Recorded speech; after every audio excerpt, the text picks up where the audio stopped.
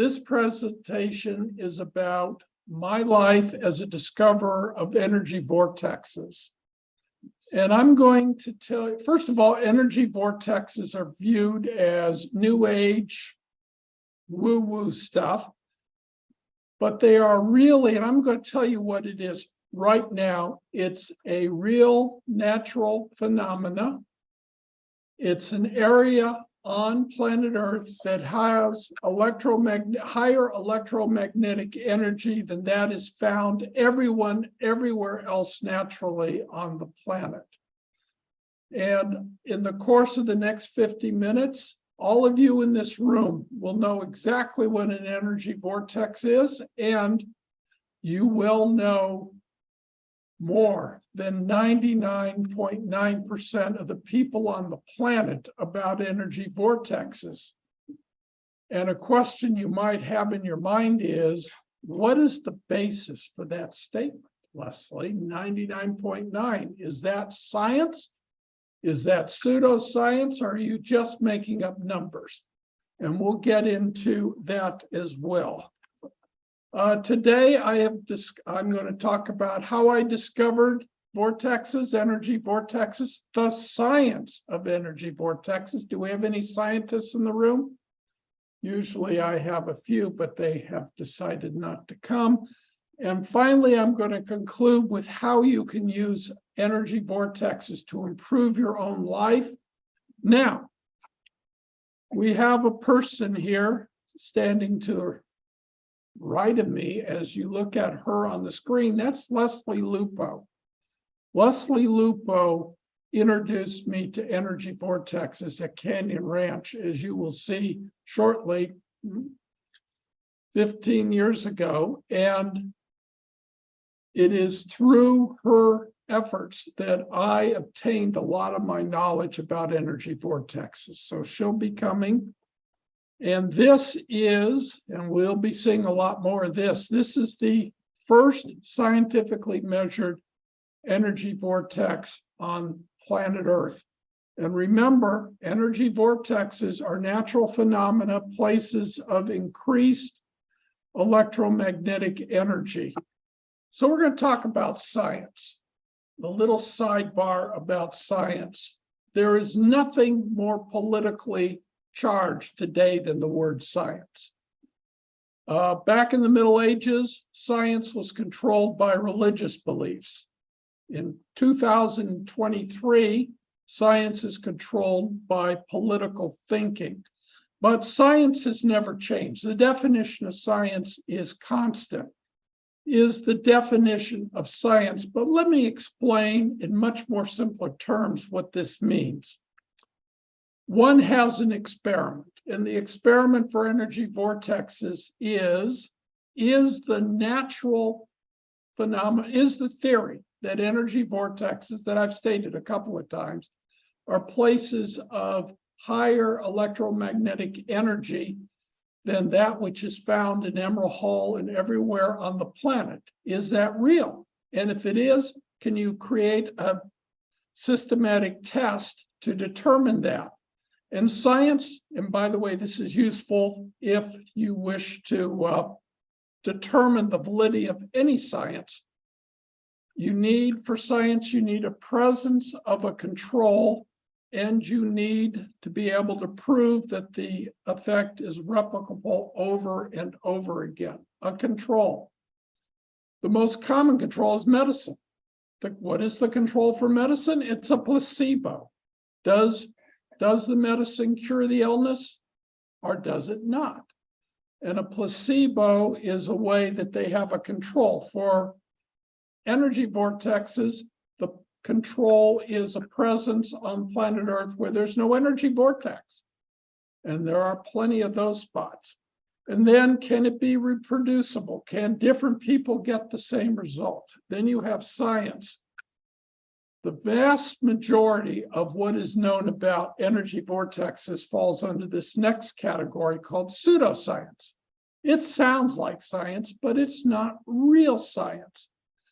It's anecdotal, it's feelings, it's beliefs. It lacks a control. And if you had a control, and a reproducibility, then you could have a scientific experiment. And we have one final category, which I refer to as flat earth science. These are people who will not believe something, even if it was scientifically valid. They know through stubbornness or their firm committed beliefs that you're wrong and they're right. Here is my journey to discovering vortexes. I first felt an energy vortex in Queenstown, New Zealand in 1994. I was walking down the street. I felt some unusual feeling, an energy, a buzz, a tingling. And I asked the New Zealander walking past me, I said, "What is this feeling?" And he says, "Oh, you must be talking about an energy vortex." And I said, "What's an energy vortex?" And he says, "It's an energy vortex." I said, "Where are they?" "Don't know." "How does it work?" "Don't know." So that was my first discovery. And then I went to Canyon Ranch, and about 5 years, and I never felt an energy vortex at Canyon Ranch. So I was having a tarot card reading with Leslie Lupo, whose picture I showed you previously. And she, at the end of the reading, said, "Why don't you go out onto the grounds and find an energy vortex?" And I said, "How do I find it?" She says, "Either you feel the energy or you don't. And if you feel the energy, you found an energy vortex." I said, "Where is one?" She said, "Near the medical building." I went out, I found it. I'll show you a picture of where it is, what they look like in real life at Canyon Ranch, and I'll also show you what they look like in real life in Sedona.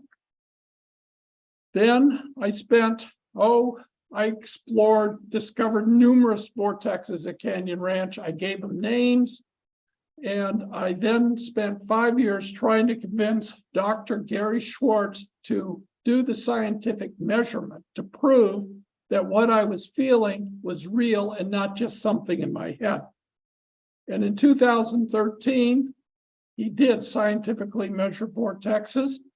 It gave me a report on it. So I paid, I guess you could say, for original scientific work.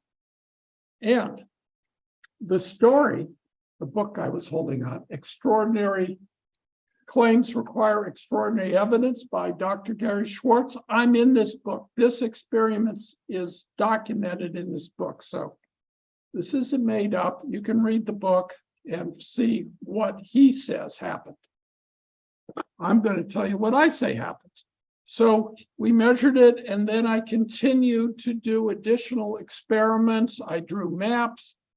And in 2023, I went, that was on my 65th birthday in 2013. 2023, I went to Sedona.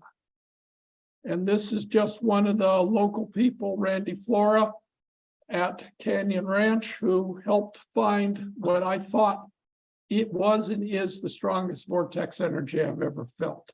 We're on to another sidebar. The term energy vortex is very misleading. Yes, the energy part is true. It is electromagnetic energy, but the vortex is misleading. The term for energy vortex came from Sedona, which is the hotbed of energy vortexes in the US. A woman in the 70s, not the woman sitting there with her arms stretched out, sitting at a high postulated energy vortex, because not one single energy vortex has ever been measured at Sedona scientifically. She's sitting there with her arms stretched out, I guess taking in the feeling that she can feel. And she came up with the term energy vortex, and it stuck. And Sedona is the center for all of this so-called pseudoscience research. There's at least 7. Where did that go away? Well, there's 7 vortexes, and this is one that Carolyn referred to. One of the, which one was it, Carolyn? The Cathedral Rock. Cathedral Rock. This is Courthouse Butte. The vortexes are in these beautiful red rocks surrounding Sedona.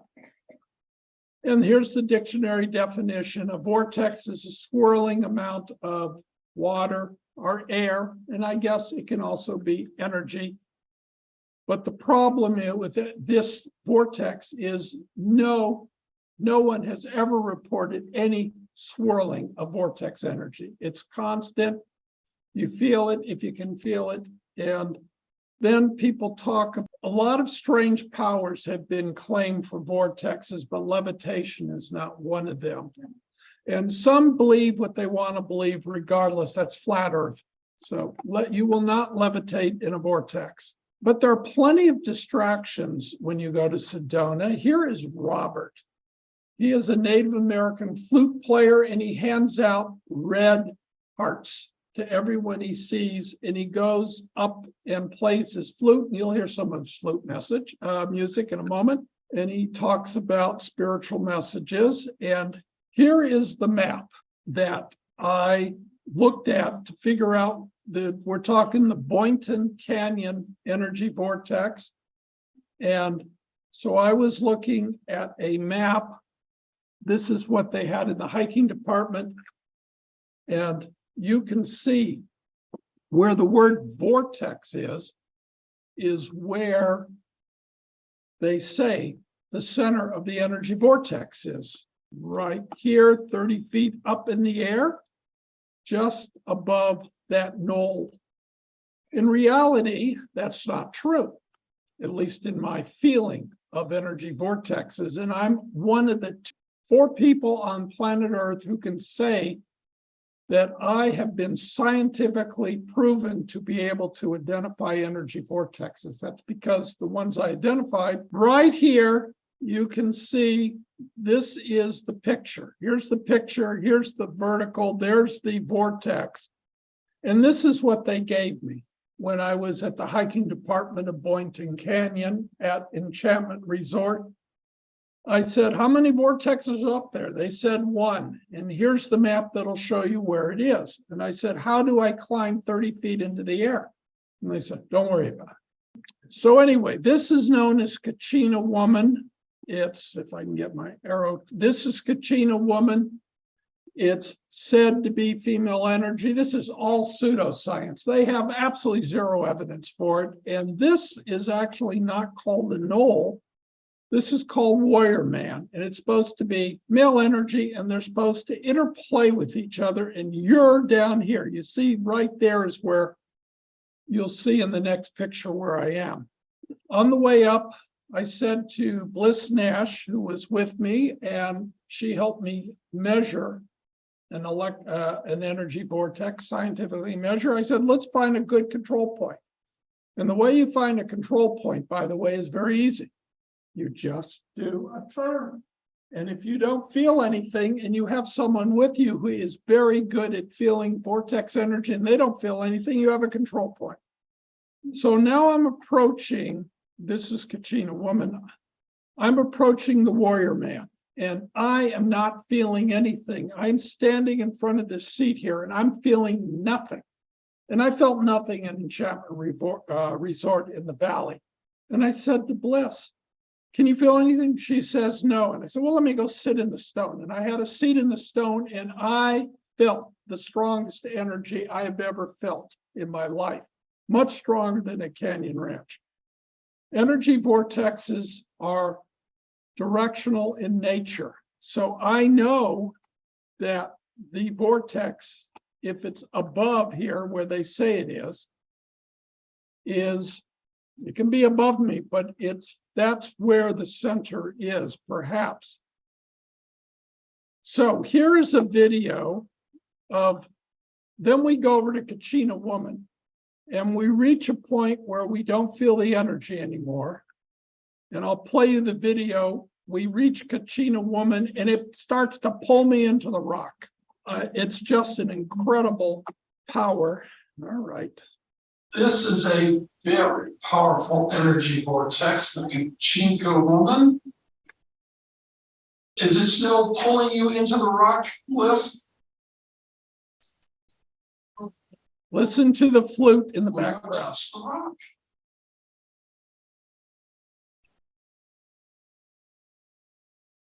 Now, this is all pseudoscience. This is all feeling. This is all anecdotal. So I decided to do a little turning experiment. And here's another video. We are looking for the center of this directional vortex that we discovered up here. There's the warrior stone. And when I face this, Bliss and I, we're both capable of feeling this stuff.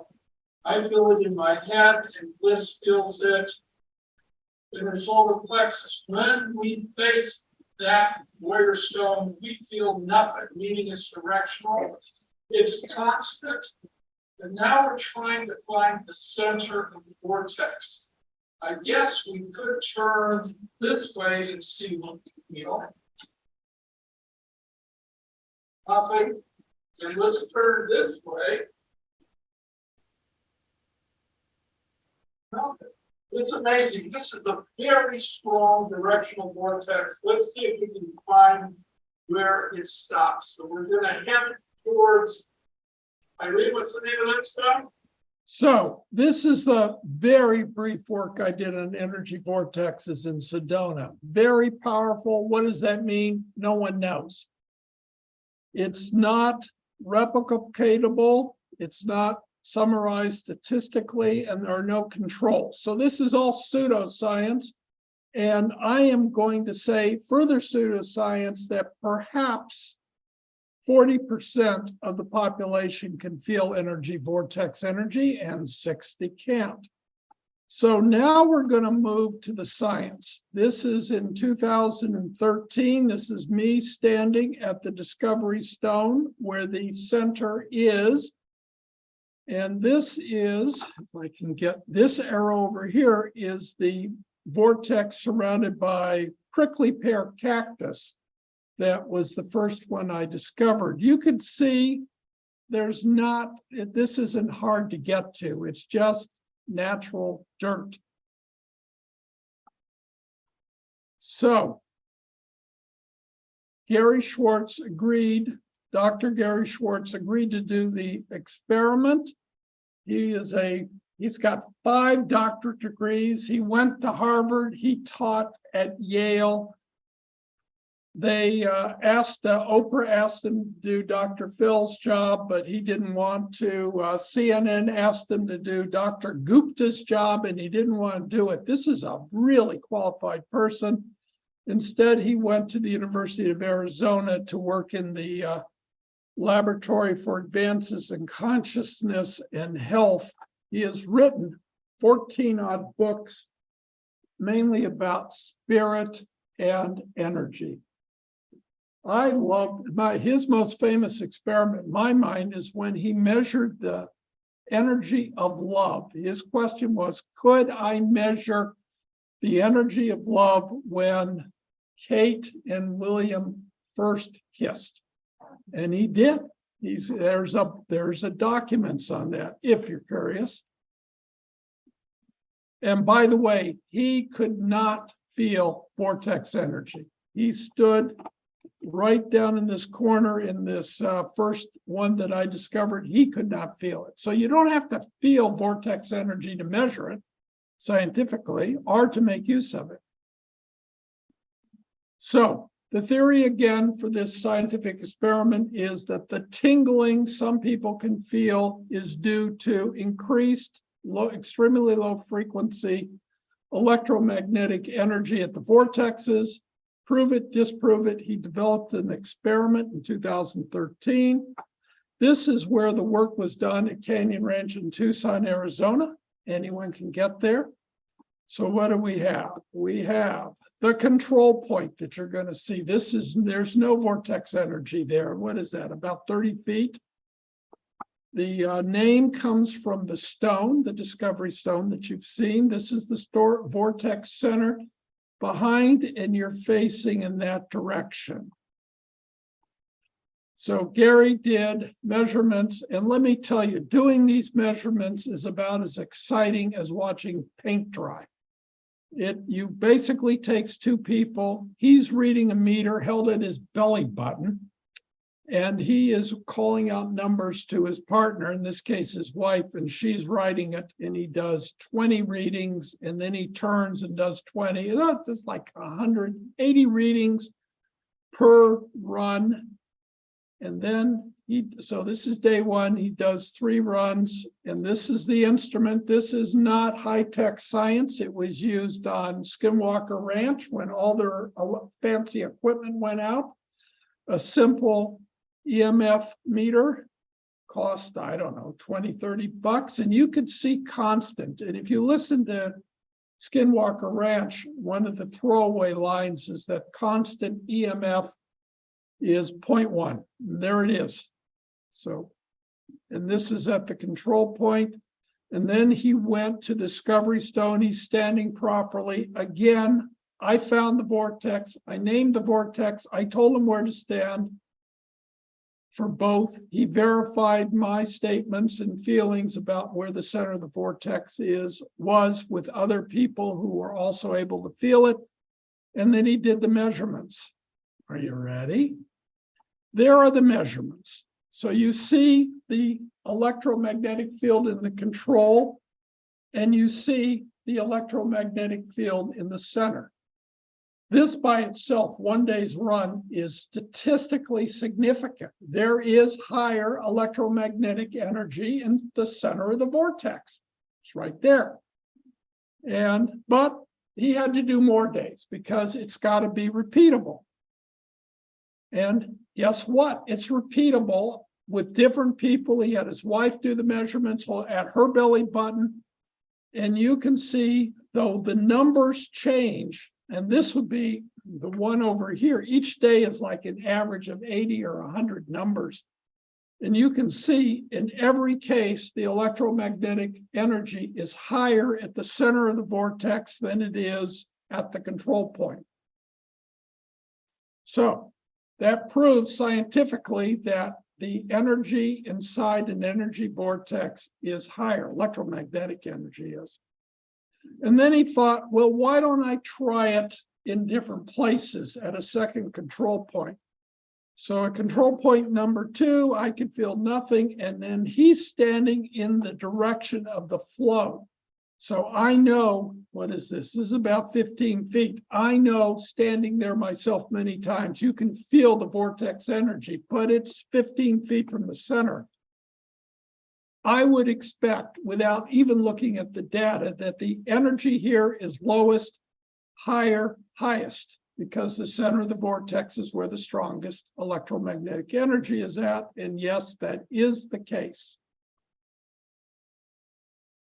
So we now know, scientific bottom line, this is scientifically demonstrated that electromagnetic fields or energy is higher inside an energy vortex than outside the vortex. Why?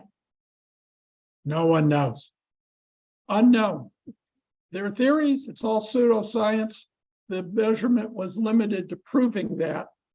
And then he had an insight, and boy, I don't know about you, but this science, he has to sit down and spend 15 minutes to explain to me all the science he's doing. So he had an insight, and that's his insight there. And I'll tell you, I don't understand what that means. So let's move on to what I do understand. He thought, well, why don't I see if there's grounding going on in the center of the vortex? Where did this come from? I have no idea. There's nothing in the literature, nothing on Dr. Google that says that you are grounded in an energy vortex. And there are all types, if you read that words there are all types of theories about what being grounded does for you. I don't know if any of you know what earthing is. I certainly, it's all pseudoscience, I believe. I don't think any real scientific experiments have been done on this. And it reduces inflammation and cures pain, blah, blah, blah. And here's the diagram. You can either stand in,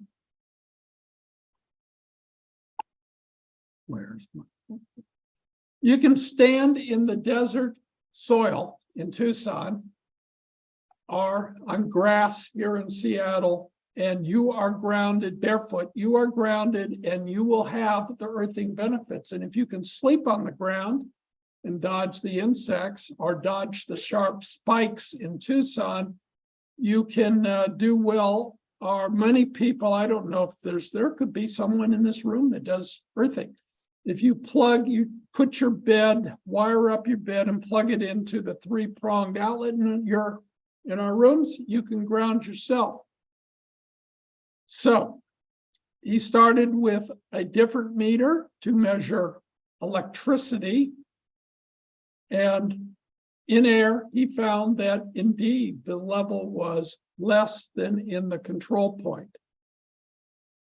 And now he started to think, human beings are antennas. You know, if you touch the back of the TV set in the good old days, you could be an antenna. Well, people are antennas and women's are better antennas than men. So he did at the control point, he did measurements, his wife did measurements of the amount of energy they were generating as an antenna. And then he did it at the vortex center. And look at that. You are grounded. That's wearing tennis shoes in a energy vortex.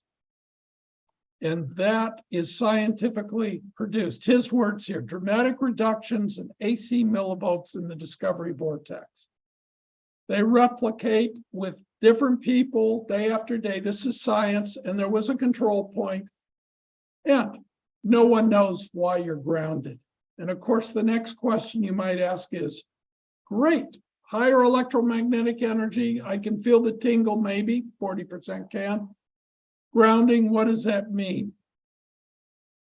No one knows.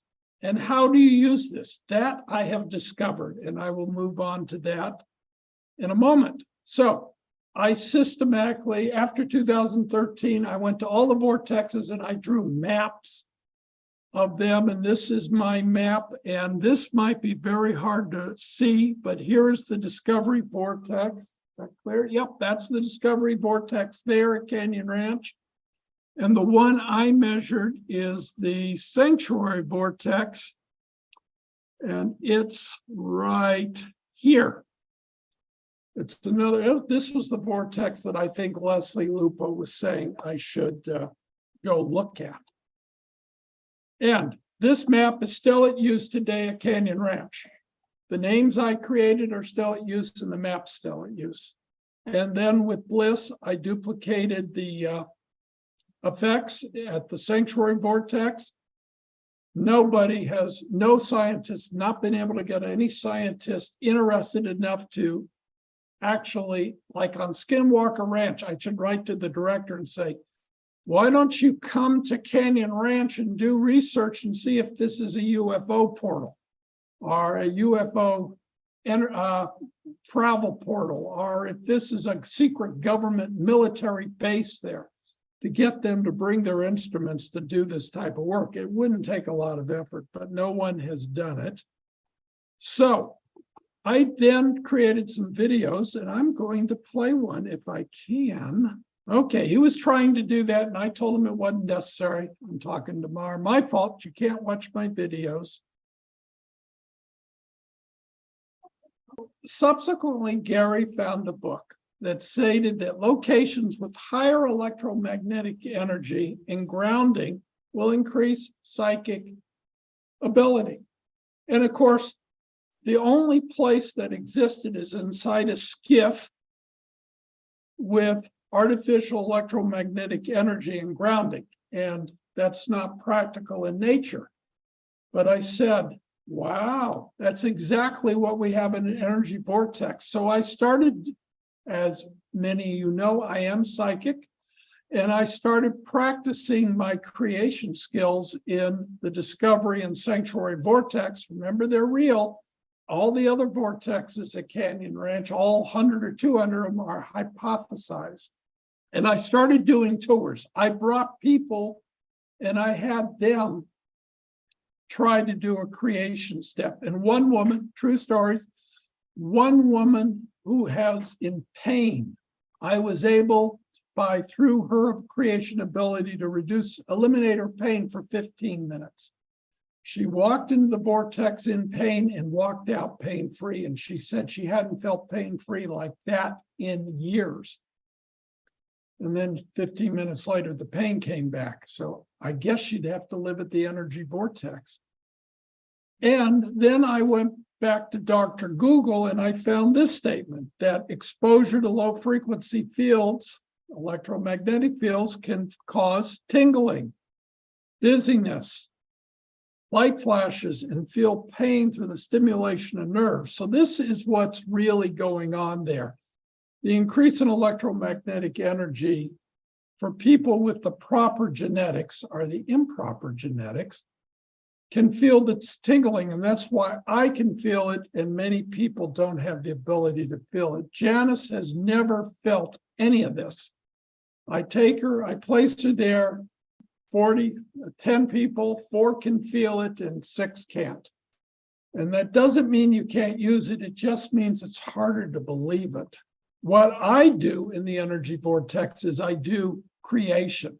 If I want to see somebody at Canyon Ranch, I will say something like, I passed by them in 5 minutes. And sure enough, they're there in 5 minutes walking down the path.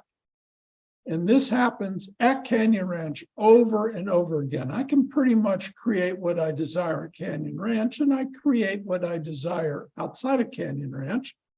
How? I believe I can do it, and I've experienced it. Why? Who knows?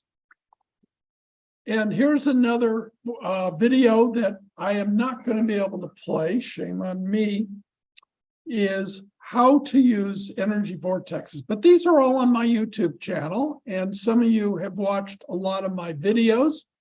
If you want the links on how you can create, just send me an email and I'll send you the YouTube links.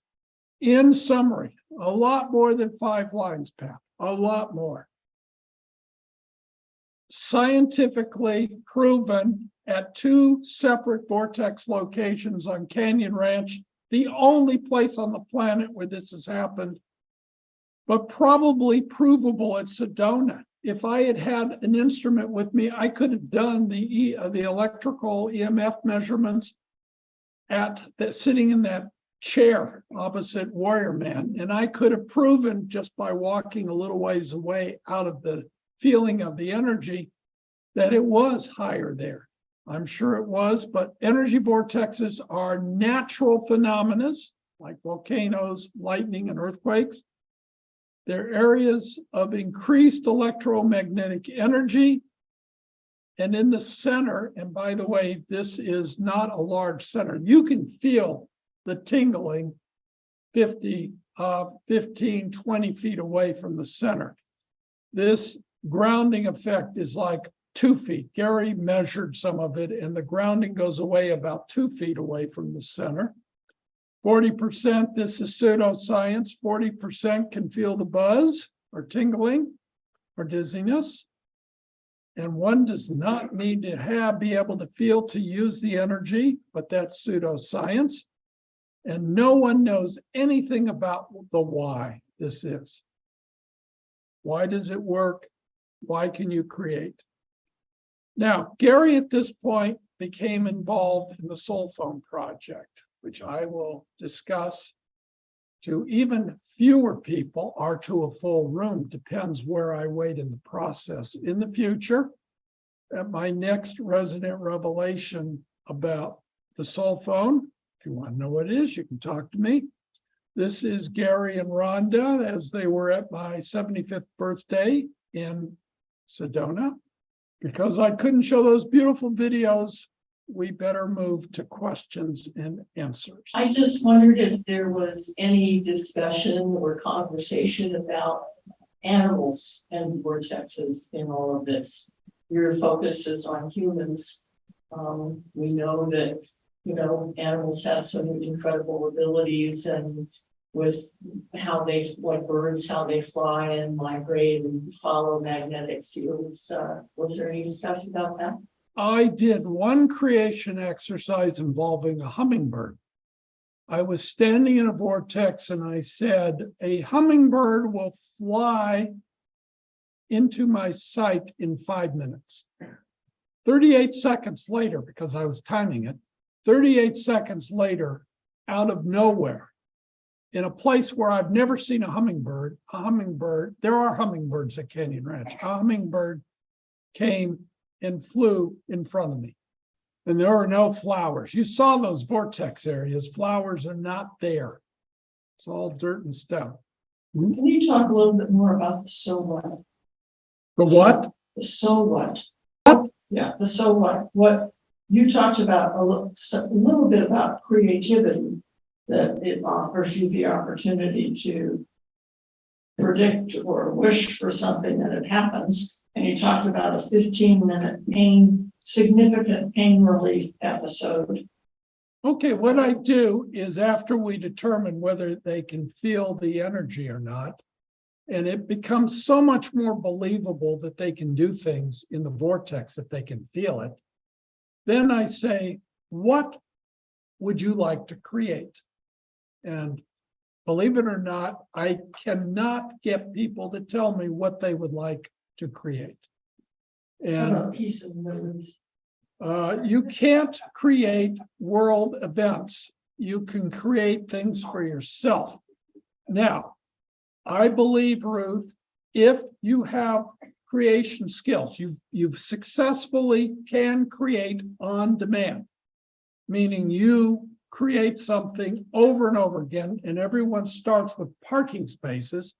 So how many people in this room can create pretty consistently, if not always, a parking space for themselves when they're going somewhere?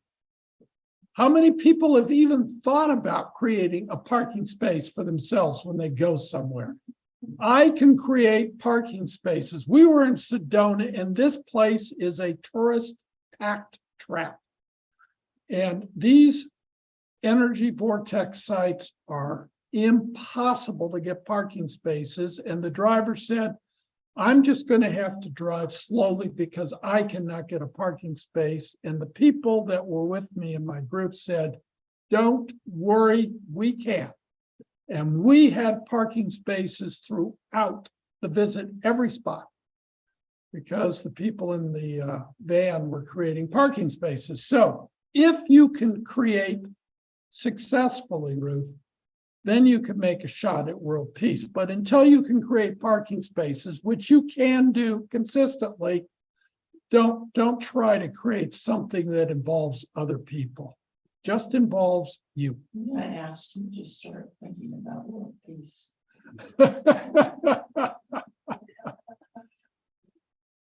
Okay. Anything else? I can't see yell up or else. Whoops, I got a question over there, Ruth.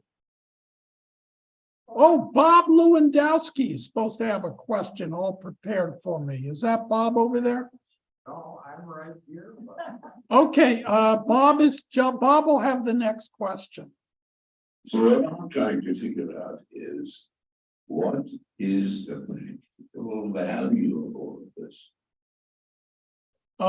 You don't think being the practical value of feeling energy vortex is nothing, except just to understand what you're feeling. The practical value of grounding, well, there's a whole bunch of theory on that, but the practical value of creation, being able to create whatever your psychic ability is, and a lot of people don't think they have any, but everyone in this room has a psychic ability. Being able to be at a place where you will be able to enhance your ability will really change your life for the better. And you can use that ability to help others, as I do. I still don't understand. We'll talk later. Okay, Bob has got the final question. In all your experience at finding these energy vortexes, do you find that there is something that really helps you if you ingest it before? No, I don't use drugs to find the vortexes. I simply finding the vortexes. Let me. Mushrooms, no cactus. No. Let me go way back to the beginning. I start with this map, Bob, which I have absolutely no faith in, because nothing here has been scientifically proven. And I look at that view as I walk up to it, and I'm feeling nothing. And I'm thinking, is the whole thing not real? And it became real when I sat down on that stone. And then I realized this was an energy vortex. And they told me there was one, but there were two separate vortexes there. I've not seen that in writing anywhere. So I don't know why all of the people that go up there, they just go up there to be there. It's pretty. The view is just magnificent. But I have proven there are two, at least in my mind, pseudoscience, that there are two energy vortexes up there. And there could be more. I wasn't searching. The flute player climbed up this hill here to play his flute at the top because it was closer to the center of the vortex right there. He's at the top and it's closer to that for his inspiration. I don't know if the vortex center's up there, and if it were, I don't know how one could actually measure a vortex up in that.